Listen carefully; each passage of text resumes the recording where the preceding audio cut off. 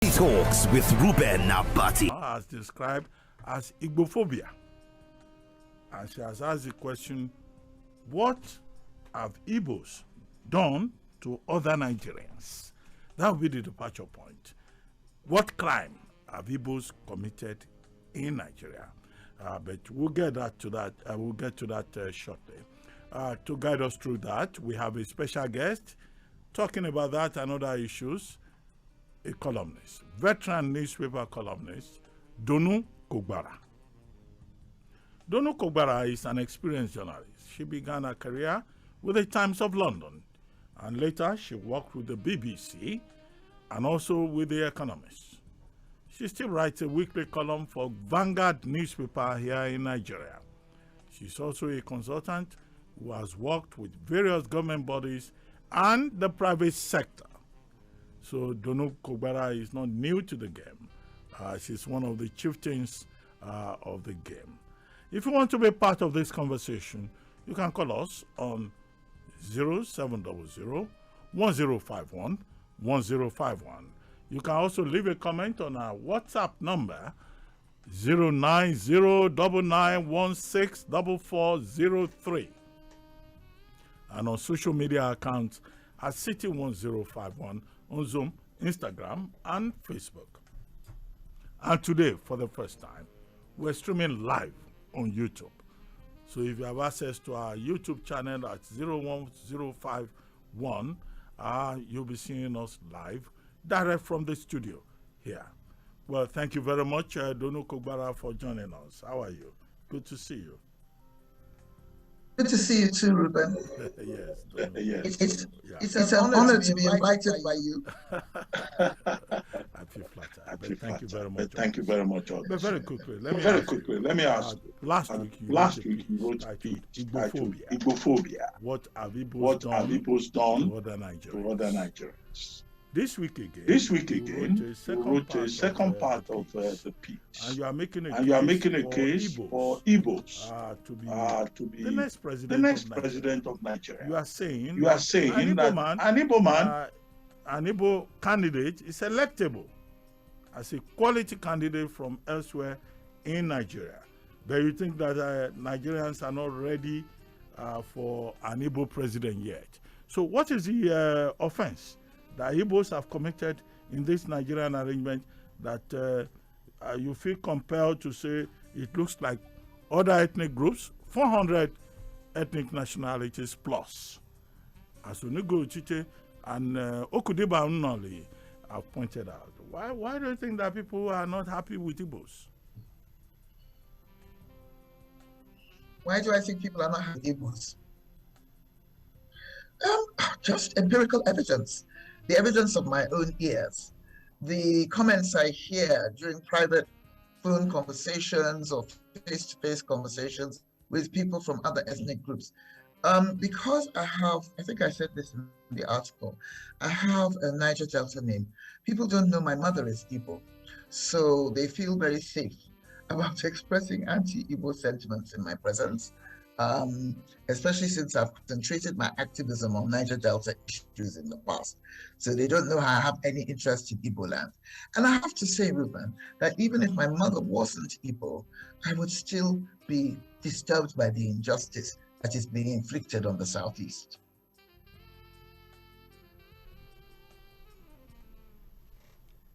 Hello, Donu? I thought I lost you there. Can you hear me? Okay, I hear you now. Yeah, but in your piece, so, the first installment of the piece, you talked about certain grounds why other Nigerians seem to be very uncomfortable with Igbos. You said, for instance, that Igbos are considered materialistic. You said also that Igbos are accused of having waged a war against Nigeria. And so if you make an Igbo man the next president, he may be playing the politics of separatism. You talked about Igbos being mercantilist. You also talked about Igbos not buying to other people. They think they are superior to other people. Do you want to interrogate some of those points you raised last week? Okay, well, there's no doubt that Igbos are mercantile.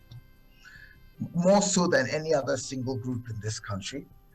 Generalizations are odious, but they also often have basis in truth. So yes, Igbos are traders, Igbos are business people. They're more likely to be interested in the bottom line than people from other groups. That doesn't mean to say that you don't find business people in other groups, of course, but Igbos are more, on the whole, orientated that way. So, I don't think that's a reason to dislike people. That they're good at entrepreneurial activity and they're good at making money and they're willing to go to any part of this country with that objective in mind. Why is that bad?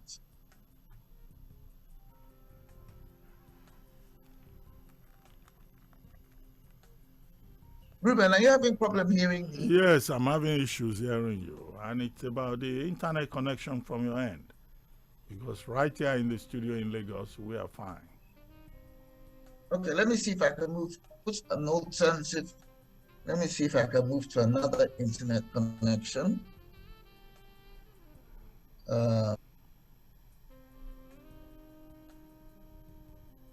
Sorry about that.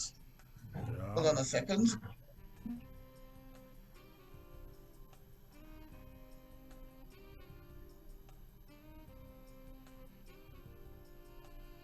Okay, Donu, I'm still not hearing you. Maybe it's a problem with location. Maybe you need to change location because you are addressing a very important point about Igbo presidency. Should Igbos be denied their right to be president of Nigeria, or are there issues? Because I'll soon get to the point about the Northern Elders Forum and also other groups in the North saying that Igbos are seeing this as some kind of thing. That is either you give us an Igbo president or nothing. And people are saying, no, you can't be that dictatorial to the rest of Nigeria. Okay, Donu, can you hear me now? I can hear you perfectly. Okay, please go ahead. Okay, I can hear you perfectly. It might be your headphones, but anyway, what I was going to say is that the issue about Igbos being mercantile, yes, they are mercantile. There's no doubt about that. But I don't think that's the crime. In fact, I think it's good that they are drivers of the economy. It's good that they're good at trade and that they're good at importing stuff and making stuff. I mean, that is productive economic activity. It's good that they're less dependent on government than certain groups. Why would you hate Igbos for being more financially independent than Northerners, for example, who are totally dependent on government, except for Dangote and one or two others? Oh, I lost that connection again. You know, people are sending messages saying that they can hear me clearly. Yeah, but I'm not hearing you clearly in the studio here. But please go ahead. Okay. All right. So, okay, we talked about the mercantile aspect. I don't mean to be rude about Northerners, but you know they're not very productive on the whole, and people don't say, "Oh, you're very unproductive. You can never be president of Nigeria." But Igbos are chastised for generating wealth. Okay? Another point. Okay, look at all the controversy and ill feeling there has been over issues like herdsmen. And some of the things that Northerners have done, or shall I say Fulani specifically, people don't say, oh, because of a few rampaging Fulani herdsmen, that no Fulani should ever be president of Nigeria again. What I find extraordinary about this whole Igbo issue is that people seize on any excuse to say that they are not entitled to the presidency. Can you hear me? I'm with you. Okay. All right. So there are lots of reasons. Prejudice is never an attractive quality. in any of us. I think we all have some prejudices buried deep in us. With some, it's more overt than it is in others. But I just think that the dislike of Igbos is too widespread and too open. It's too close to the surface. Okay, I know that you followed up on the column again this week. You wrote a part 2. Why did you feel compelled to write about that? And I read your piece today, yesterday rather, or is it today? Well, because even after I had listed all the things that people, the criticisms people level against Igbos, even after I had listed them and tried to provide rejoinders, people still came back at me saying, what's wrong with you? If Igbos are hated, there must be a good reason for it. So when I asked them, what's the good reason for it? They couldn't give me any answer. That is the people I was able to engage with personally. So I just felt that I should follow up and say that I think we can all do better than this. I think bigotry is beneath us all. I'm particularly disappointed by young people who are bigoted because I expect them to be more progressive than their elders. And I'm not even saying that Igbos must have the presidency in 2023. I'm saying they should be as entitled to it as anybody else and as politically viable as anybody else. Actually, I have mixed feelings about the whole zoning issue anyway. So, but you can't deny that at the moment, the two zones that have never had the presidency are the Northeast and the Southeast. So, if you wanted to go around, those are the two zones that are entitled to it, with Igbos coming first, in my opinion. Okay, Donu, I've heard you, but if you look at the papers today, some of the papers are reporting that former Vice President Atiku Abubakar is saying that there's no such thing called zoning in the Nigerian Constitution, because you just mentioned the point about zoning. And the whole Southeast agenda, Southern agenda with regard to the Southern Governors Forum is about zoning. That former Vice President Atiku Abubakar is saying, no, the Nigerian Constitution does not recognize zoning, and that it is in order for anybody from any part of the country to aspire to be president in 2023. What do you think?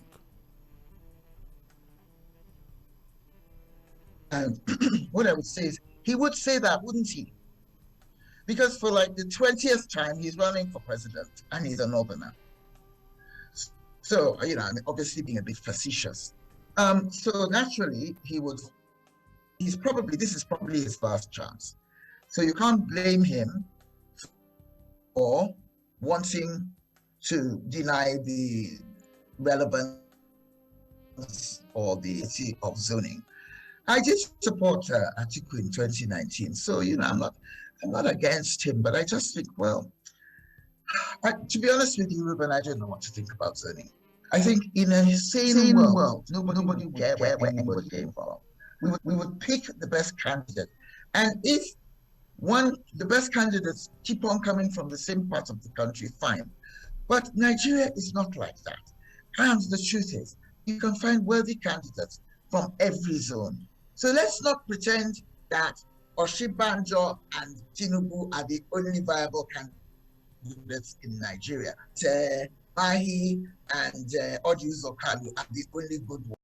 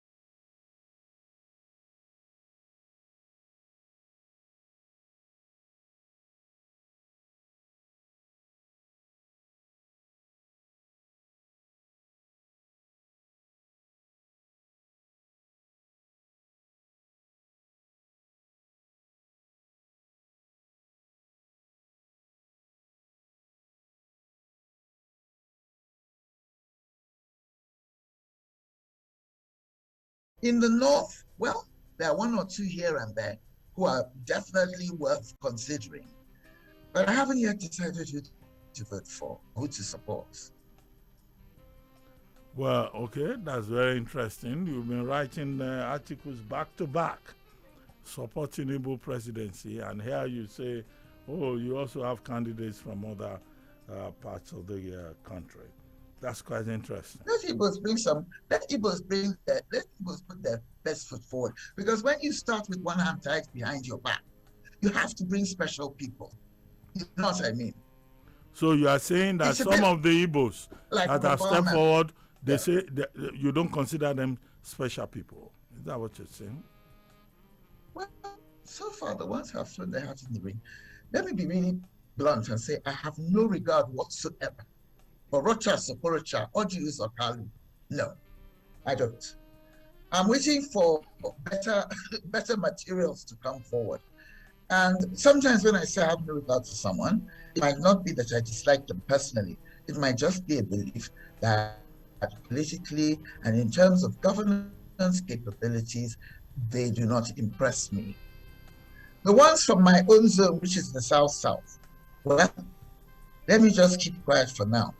None of them have yet formally thrown their hats into the ring, and I hope they don't, because I might be compelled to make some very nasty remarks. Well, Rocha Sokorocha, responding to you, may just say this is a case of Iberiberism.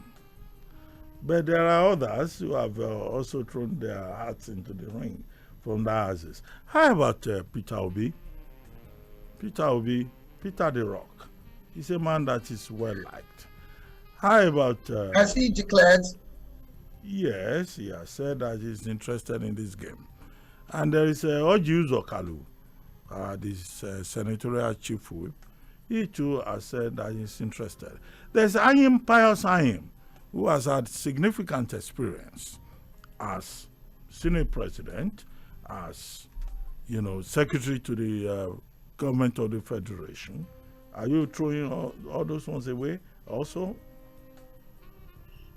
Well, let's just say they don't set my heart aflame with inspiration. Meaning you don't think that they're good enough? Well, to be honest with you, Peter Obi seems like a very sort of sober, down-to-earth person with, he's got some good credentials. I've heard good things about him. I don't really know him, and I've yet to see anything about him that makes me think, oh, wow, yes, that's it, that's the one. As for Pius, I mean, nothing personal, nothing. But again, not excited by the prospect. Maybe, Reuben, maybe as the campaign proceeds, some of these guys will warm up and start, being passionate and saying the kind of thing that we want to hear. But so far, nada. Okay, if we go out of the Southeast zone, okay, you are for Igbo presidency, but outside the Southeast, some of the persons who have also shown interest in this race, who are those ones that are your favorites? And that you think, I know you have mentioned Kayode Fayemi, you have mentioned someone else, but there are also Northerners who want to be part of this. And Northerners are saying, through the Northern Elders Forum, through the Northern Leaders of Thought Forum, that look, it will not be fair to say a Northerner cannot be part of this process because the Constitution does not exclude anybody. What do you think? Okay, well, Northerners, I am a little bit tired of that constant whinging. Yeah, Nigerian citizens, you can't be tired of them all, don't know. I am tired. As of 2010, when we were celebrating our 50th anniversary since independence, I think Goodluck Jonathan was president then. And I remember a lot of Northerners agitating they should only do one term because, it would be their turn after him because Yaradua didn't survive to serve 2 terms. I remember checking and discovering that out of the 50 years that had elapsed since independence, Northerners had run this country for 36 out of the 50. And they had the audacity to talk about being marginalized. And they had the audacity to say that Goodluck should only serve one term. I mean, I later decided that I was not going to support Dr. Jonathan's second term aspiration. But I stand by his right to run a second time. I stood by his right to run a second time. So now that Northerners are now saying, we should not be ruled out. I mean, come on. What is this born to rule mentality? This, we must have as big a slice possible mentality. Now, I have to confess, I have Northern friends who are interested. I have friends who work for example, Bala Mohammed, the governor of Bauchi, who is interested. They tell me very good things about him. So you know what? If the guy wins, I don't mind. If he is as they tell me he is, I don't mind.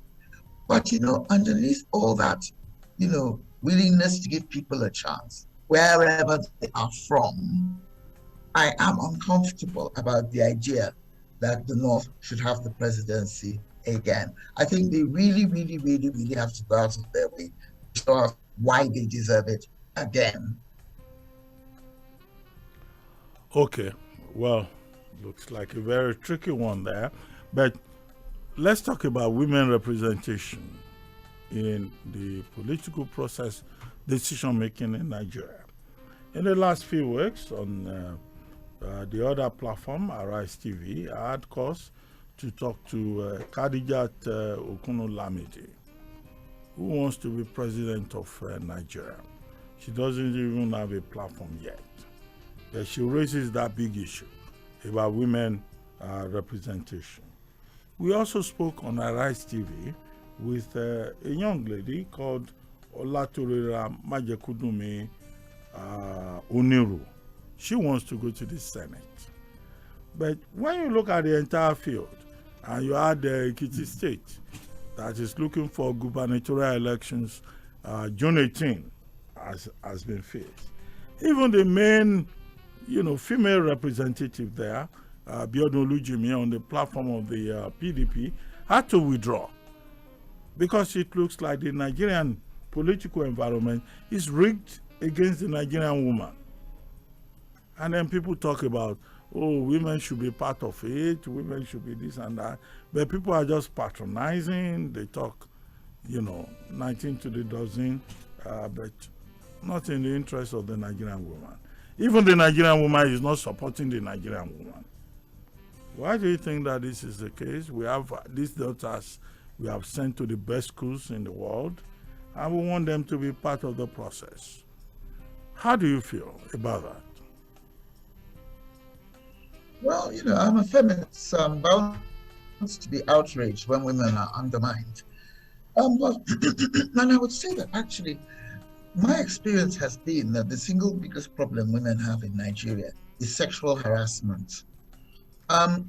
What I mean by that is that it's actually very difficult. I mean, I've been in Abuja now for 22 years. Only God knows why. Because it's really, really difficult to get anything here without sleeping with somebody. Right? I say this openly and unequivocally. Nigerian men find it really hard to help or promote women who are not their girlfriends.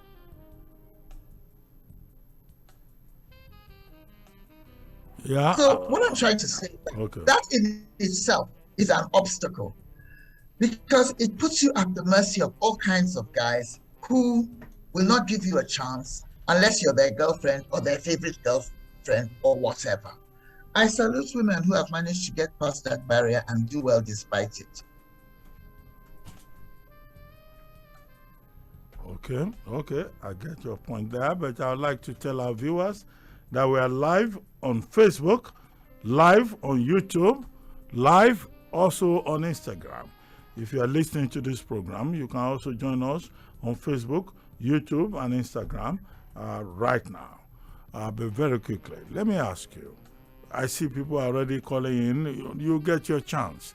I'll give you a chance in another 2-3 minutes after Donu answers my next question.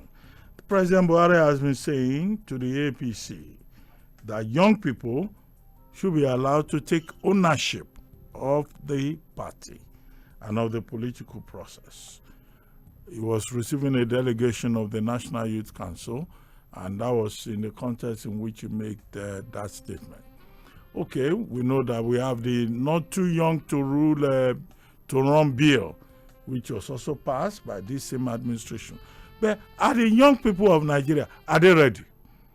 These people who are perpetually on YouTube, they are perpetually on Instagram, they are perpetually on Twitter, and many of them, really, truly, promote a lot of ignorance. Is the youth population of Nigeria ready? What do you think about this involvement of these youths who seem to have a sense of entitlement and do not have the capability, as some people think, to really rise up to the level? But President Buhari and all of us, we say, oh yes, let's involve the youth. What happened to the youth population of Nigeria? This is not the same population that formed, all those groups that moved Nigeria forward in the past. This new group is different. This is a Yahoo generation. What are your thoughts? My thoughts. A generation, right, regards the old generation as a problem and the younger generation as a problem. So there's nothing new about the conflict or tension between our children, ourselves, and our parents' generation. Every generation comes with its advantages and disadvantages. I don't think that youth per se is automatically an advantage. I have a 26-year-old son. Do I think he should be a senator? No, I don't. Does he think I'm an old cargo who needs to change our ways? Yes, he does. So I think it really just boils down to qualities of the individual. Some of the people who've been heads of state in Nigeria or governors were very young. Joseph Spieth, who's one of the best governors Rivers State has ever had, and that's the old Rivers, that was Rivers and Bayelsa combined. Apparently, he was only 29 when he was our governor, and he did quite well by the standards of the time. I just think that there is such a thing as too old, though, I think there should be a cutoff point, maybe 70. But I don't think, do I think that young people are so amazing and have got such wonderful ideas and are so responsible? The answer is no. Some of them are okay. Some of them are silly, frivolous, shallow, and some of them are just as bad as we are. After all, they are our children. I mean, is the child of a corrupt governor likely to have integrity? Is youth per se a wonderful, productive quality? No.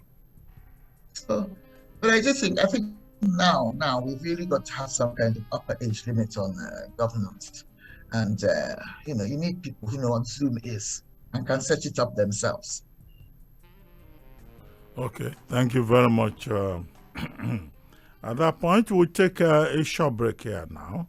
And then when we return, you will all have opportunities to engage with Donu Kogbara, who is our guest today and who has been talking about leadership in Nigeria. Where should leadership come from?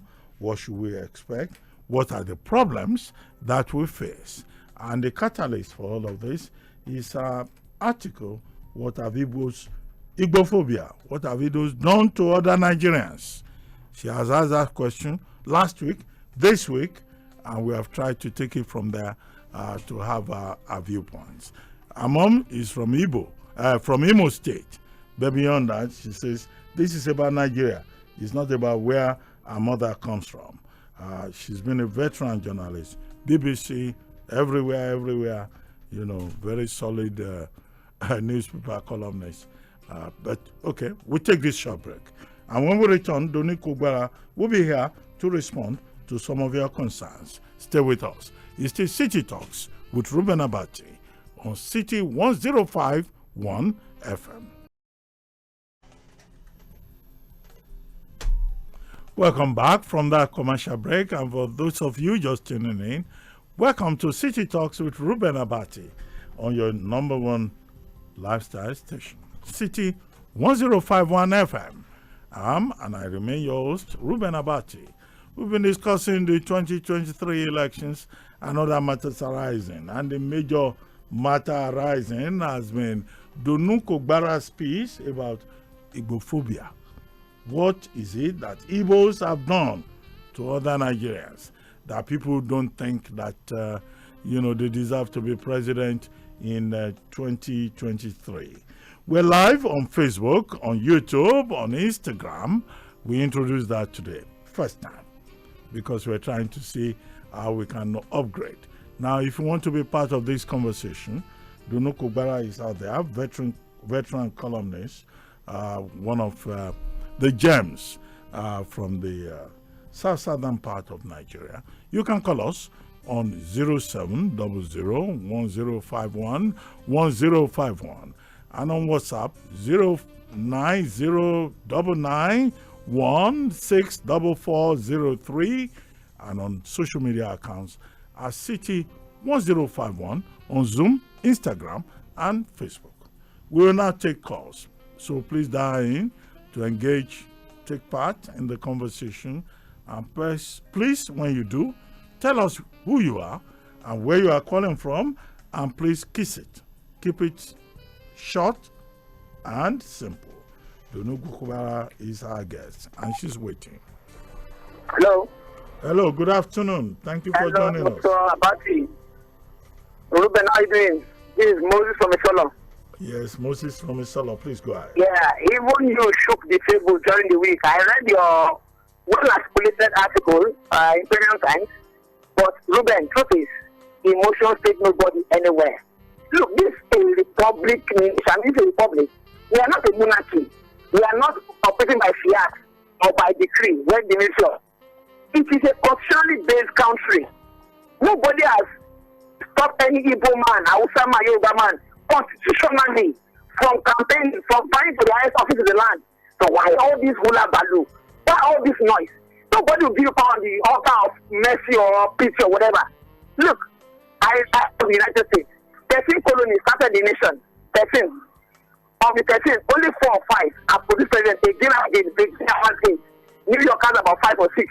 Rhode Island, one of the 13, has never, whereas Arkansas, a state that joined them later, almost a century after, produced Clinton as their 42nd president. America has not collapsed. We always say it's in a state society because it says on that in the article that if it's a case of when merit prevails, but since merit is not the case here, we should do it like some up. Look, if it's insane, we can't afford to keep making it even more insane by being emotional. If you want to be sane, Constitution has provided that anyone can campaign at any point in time. Nobody's against the Igbo man. He's against himself. The other day I was on my way to First Time to renew my passport. I was on the bus. And because there are many roads being charged, so we have to go through a longer route. A woman there, I was minding my business, of course, normally. This one was just saying all manner of things against, of course, the man in Polygon, Tinubu. I think this one has been out of office since 2007. I'm talking of 2021, December 2021. And this was a man that they keep all blamed on. At the point I couldn't take it again, I told a woman, enough, you're shouting. And secondly, this man has not been in office for years. He doesn't owe you anything. He owes you nothing. If you want to say, nobody is stopping anybody. But constitutionally, as I said earlier, nobody is somebody from my Rhode Island campaigning, but they are not including enough to tell anybody. If you do what you like, constitutionally, you'll be voted. If we had people who have served meritoriously, Clinton became American president because Democrats saw that this is something cool in Arkansas. And then they fielded him. Same goes to Obama. Obama was an unknown junior senator in Chicago or wherever. And but because he had merit, he contributed normally. And before long, he was recognized. He said there's something very good in that you're cooking. You may think nobody's watching, but very soon, what you are cooking inside will go out and everybody say that this guy is good enough. So these emotions will take nobody anywhere. Nobody's against anybody. Constitution provides that once you are above 40, once you are not an ex-felon, you are not bankrupt, you have all the states constantly, you can campaign. If you win, fine. If you don't win, that doesn't mean you should bring the country down. If you are saying that if you become the president, the addiction will continue. You know what that means? It's unfortunate that some people feel hold that view, and it's unfortunate also that you present yourself in different ways. At one point, you want the country burnt down, yet you want to rule that country. Who does that? So Igbo man, nobody against you. Field your candidate. If you win not the funds of all states, you will go. You become president. If you don't, then govern your state very well. Good day, Abati. Donu Kogbara, I think you have to respond to this because this is one of the issues you raised in your piece. Where you... I never heard a single word this guy said. You didn't? You have to. No, he's saying that there's nothing called Igbophobia, that Igbos don't have a case. That how can they say they want to pull out of Nigeria, play the politics of separatism, and at the same time they will say that nobody likes them. And I know that this was one of the major issues you raised in your piece, the first installment, Igbophobia. What have Igbos done to other Nigerians? Do you want to respond First to of all, that? First of all, it really annoys me to say that there's no case, that Igbos don't have a case, and they have no grounds on which to feel disliked or marginalized. It is so obvious. Anybody who says that the opposite is true is utterly delusional. So that's number one. It is obvious that Igbos have a problem in this country. They feel it. I see it.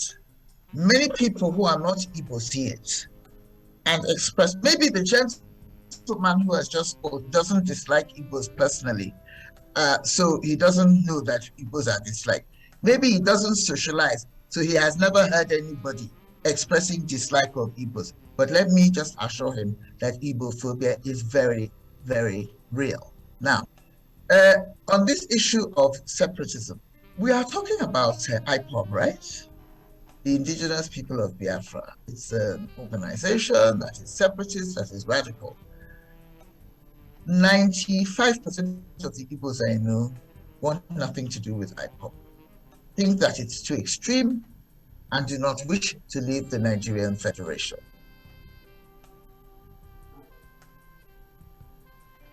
Hello, please. Okay, you're done. Okay, I have this message on WhatsApp from a gentleman called Adeboyega Adedeji, who is a regular participant on this program. He says politics requires full participation, ability to engage the people, gain support, build bridges, create alliance, and recognition. This is what the Southeast Igbo politicians lack. Over the years, with deniers to the #1 seat of power, they have now resorted to their fate. They are ready to accept whatever that is thrown at them. That is why the idea of zoning came up, to absorb them and to win their trust. But sincerely, not with the intention of giving them the platform to have a shot at the center. Adeboyega Adedeji. Adeboyega Adedeji says, no matter what you say, nobody on the other side is interested in making an Igbo man a president. But let's take this next caller. There's another caller on the line, and after that, I'll come straight back to you, Donu Kogbara. Hello. Yes, thank you. Good afternoon. Thank you for joining us. Reuben Abati. AB from Songo. AB from Songo. Please. Yes, I want to say that number one, that the Igbos, you can imagine for about 50-something years after the Civil War, nobody is even talking about them. And yet, if you look at our national item, they're talking about unity and peace. It's not unity, there is no equity and justice and unity. There will not something like peace, because Nigerian nation is negotiable because of the situation we are going through. That's number one. Number two, I also want to let them understand that the economy of this nation is being run by Igbos. Show me anywhere today you will not find an Igbo man unless that man is gone. That's number three. Number two.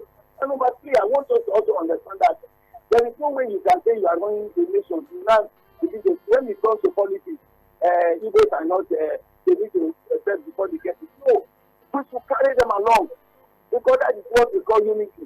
If we are not divided, there is an idea that says united we stand, divided we fall. So no matter where we have people who are spoken, each of these there are good other good minds. One of the prophets, I can't remember his name now.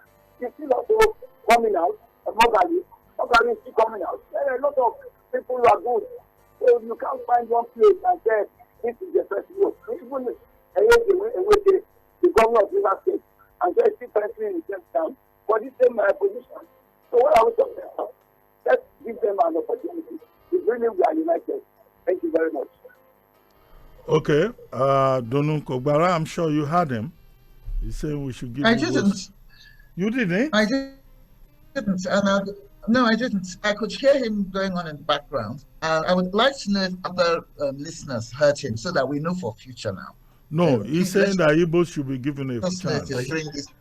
He's saying yes, Igbos should be given a chance in the interest of national unity, justice, equity, fairness, and all of that. Yes. And that we should listen to Igbos, So that's more or less what we should. Yeah. I agree. I mean, Igbos should be given a chance. Let them bring a good candidate out and give people the opportunity. You see, my issue is not that an Igbo man must win. It is that a good Igbo candidate should not be discriminated against because he is Igbo. Kingsley Moghalu is another one. I didn't mention him earlier because he doesn't belong to any of the two big parties. So there's a tendency to believe that he doesn't stand a chance. Because this is not like, countries where an independent candidate can swarm forward like that. At least it's never happened before. But when you have people like Kingsley Moghalu, why shouldn't he have a chance? Is Kingsley Moghalu inferior to some of the Yoruba guys or the Northerners who want to be president or who have been president in the past? Is Kingsley Moghalu inferior to other people who, he's got what it takes? Okay. So with some other Igbo candidates, you mentioned Peter Obi earlier. I mentioned John Wodo. Not that he's a candidate, but I just don't understand this prejudice, which says that somebody shouldn't get it because they're Igbo. Just like someone shouldn't necessarily get it just because they are Igbo. But I'll say one thing though, Reuben. If we're going to throw this thing open and become a mature country where zoning doesn't matter, let Igbos have it once before we throw it open to everybody and ban zoning. Okay, since I don't know, you're having issues hearing the people calling in, I want to take some of the comments that have been made by persons who joined us via Zoom. Now, this person, Mrs. Eyamba, I can only see the first name, says that I don't see why the Igbos cannot present themselves as president or for the presidency, because the presidency is not given, it's earned. And they should get their acts together, market their their candidacy, and go for it. Nobody has stopped them from coming forth. What people say is not relevant. And then we have Yemisi Ayeni also agreeing with her and saying, yes, she agrees with Eyamba. And then Mrs. Eyamba responds and says, the next president needs qualities beyond being in government before. Nigeria needs change agents, people who are ready to take hard decisions for the interest of the good of the masses. Zulum of Boronu, she says, okay, I missed that, but she says anyone who has the similar skills should be what we should be looking for. All the English-speaking former governors can't take us anywhere. So what do you say to that? That conversation between Mrs. Ayeni and Mrs. Eyamba on Zoom? I agree with them. I actually know them. They're brilliant professionals in their own rights, women of substance. So I tend to agree with them a lot of the time, and I totally agree with them on this occasion. The only thing I'll take issue with is the Yamba calling people English speaking. I think there's a lot to be said for people who are articulate and eloquent. Hello? And I think, yes, Zulum is a good candidate. This country is complicated. No one zone is going to rescue this country. No one person is going to rescue this country. So what we really need is a first 11 or a first 100 of change agents. Okay, looks like we have another caller on the line. Engineers, if you are in the back end, please can you do something excuse about me. audio? Yes, please go ahead. Yes. Yeah, I was just going to say, Reuben, people are leaving messages. They can't hear the phone calls that are coming in. Yeah, that's what I'm saying. The engineers should just wake up Yeah. so that all of us can be Yeah. part of this interaction. Good, Yes, good afternoon. there's somebody on the line. Yes, please go ahead. Dr. Reuben, good afternoon. Good afternoon. Please go ahead. Our guest is still Donu. This will be Emmanuel calling you from Ikorodu in Lagos. And good afternoon to the other guests from the other end.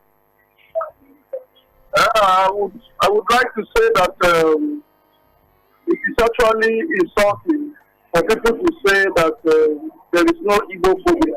It is everywhere. It's glaring. Right inside the studio where you are working, it is everywhere. You understand? And to think that the Igbos can produce the next president, I think it is rather excessive insult from the Igbos. Like the other guest rightly said, we have many Igbos who are 1 million times better than what we have today as a leader, as leadership. We have a Kingsley Moghalu, we have Peter Obi, we have those of other people that we can put out there. What I find very funny in the whole thing is a situation where the zoning thing for me is even more wicked than any other thing. When they say you zone sensitive political positions, I even find it very funny. I think the time has come where we should look for credibility rather than looking at people on the altar of the regional speakings and all that. If we say we are zoning, we should simply say there shouldn't be election. It simply means that we already know who should be the president. So I find it very funny. But to think that the Igbos can't produce the president in Nigeria, I don't know why we are still one nation. Okay, Donu, did you hear this latest caller, Emmanuel from Ikorodu? To be honest with you, it was slightly better, but not really, no. Okay. What you were saying is that it's insulting to think that Igbos cannot present a president. That there are capable people from Igbo land. That's my summary of what you said. But there was also on Zoom a lady called Vura. I don't know whether that's female or male. It's a man. A man. It's an Ogoni name. Oh, it's an Ogoni name. Okay, saying that he doesn't think the youth are necessarily better because they are products of the same system. You know, in the course of our conversation, we have talked about President Buhari saying, oh, young people in APC should be given a chance. And beyond that, we had a not too young to run a bill. And we have had quite a number of young persons, women, I mentioned some of them, showing interest. But he says he doesn't think young people are necessarily better in Nigeria. What do you think? These two issues. I agree with him. That was the point I was making. Please can you hear me? Yes, I can. Okay. There's been a power cut in my house, but we switched over. Okay, right. I agree with Fura. I think that this is the point I was making earlier, is that why would you assume that young people are automatically better when we brought them up? Are we good? Are we good? So why should people we brought up automatically be good? You know? I would just say he's totally right. They're products of the same system, and they are products of the same generation that has failed to rescue this country. Let's take another call very quickly. Donu Kogbara, veteran newspaper columnist, is our guest. Yes, please go ahead. Good afternoon, sir. Yes. Dr. Reuben Abati. From the Dr. Mohammed Ibrahim College. I think there is nothing like Igbophobia in this country. There is nothing like that. And like one or two other persons have said, look, the people should play their politics right and should stop stampeding other Nigerians or trying to come into government through what I call a backdoor, blackmailing other people that it must be us. It should not be so. Dr. Reuben, I am one of the top follower in your group. Are you not surprised that whenever you post anything or something concerning Nnamdi Kanu, You are just a journalist trying to bring out information. Read all the comments there and see the way these same people will keep insulting you for just bringing out information. That is how they are. You come out, you start insulting other people, blackmailing other people, thinking you will still go back to that same people tomorrow and ask for their help tomorrow. It's not done anywhere. And I think they should play their cards very well. They should play their politics very well. That is when all of us will now start answering one Nigeria.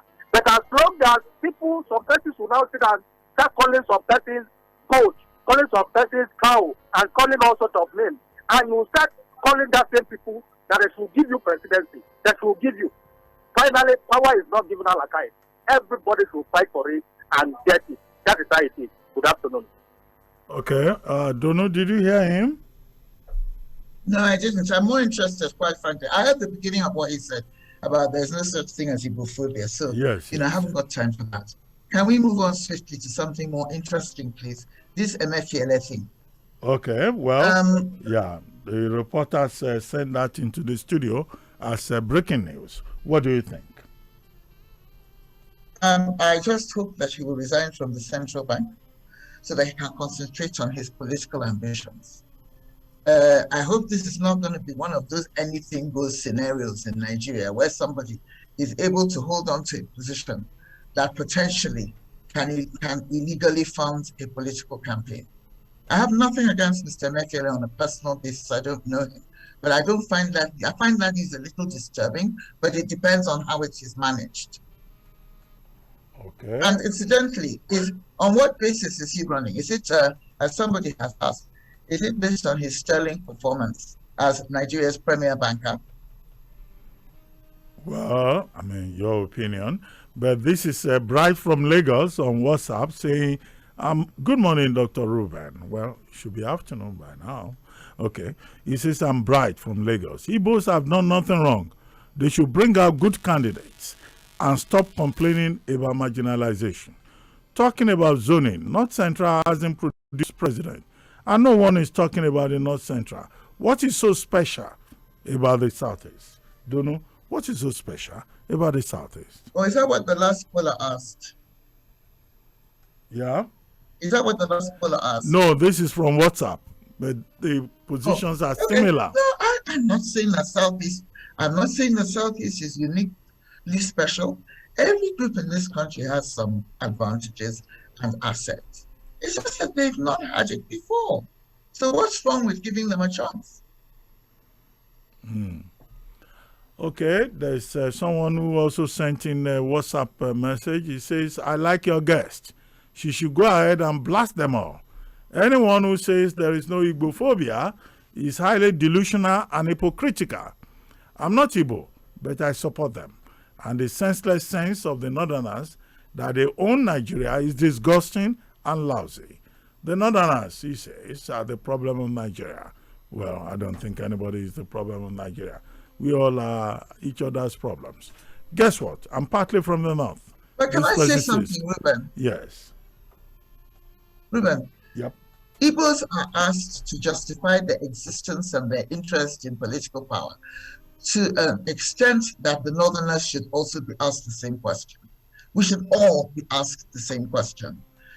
If we scrutinize the Northern interest in power, the way we scrutinize the Southeast interest in power, I think they would find it difficult to explain why they have ruled this country for so many years and it's in such a mess.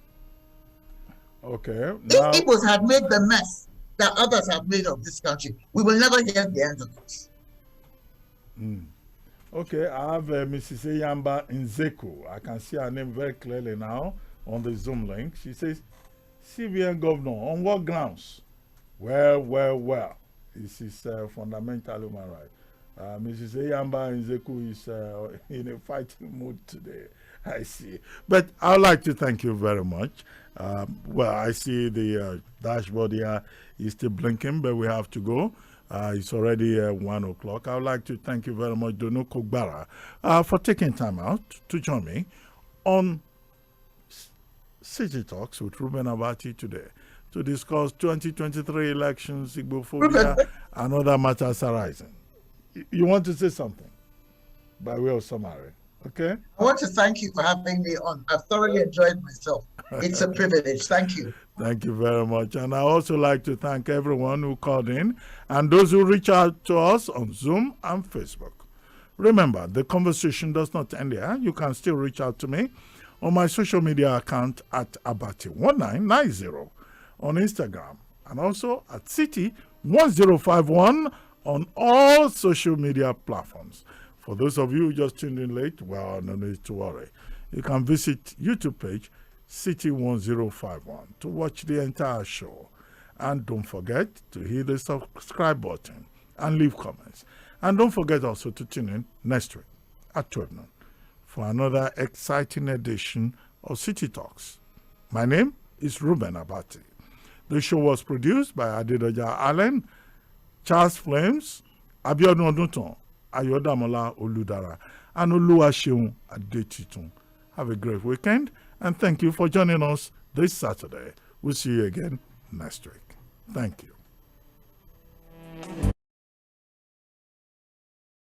Talks with Reuben Abati.